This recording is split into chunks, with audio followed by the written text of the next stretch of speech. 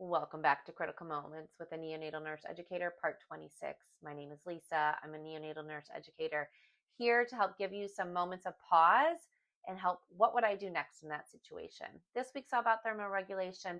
And this week we have specifically talked about different modes of thermoregulation and kind of what the incubator is doing and how we get from one mode to the next.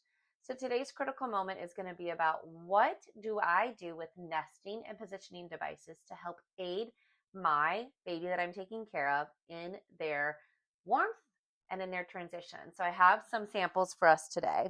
The first thing I want to talk about is this from Dandelion. And this is one of the smaller ones. This is a little ferment for a baby, about 1,000 grams.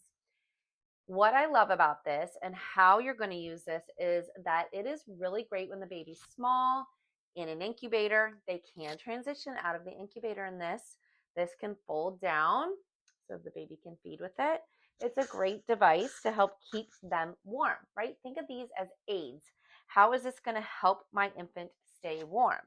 And when you have your baby in here, with our little demo, it does give them some boundaries as well as warmth, and you can keep some of them warmed up while accessing the diaper before you pull this back up and snuggle them in. Obviously, she's not snuggled in beautifully, but there are many ways.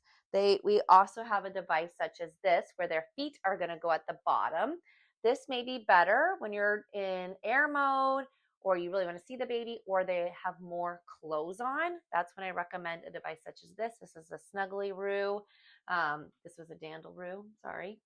And then, of course, my old-time favorite, especially if you're in a crib, is just to make your own nest with rolls on the side, a little burp cloth. So this is going to be great for someone that's maybe 1,500 grams or above, or you work somewhere that doesn't have positioning devices.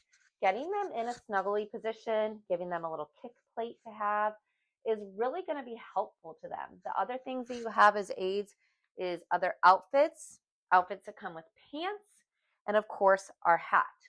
So all of these are moments where you're pausing and asking yourself, what is going to help support the infant I'm taking care of the most? Personally, if you have something that can transition with them into many different ways, this is going to be it. But as you're getting closer to home and the infant is in a crib, using your basic blanket to create a swaddle is really going to be ideal. This situation helps the baby transition to home the best because remember, positioning devices are not to be used in cribs and cribs at home. So let's model safe sleep for them by using something like this.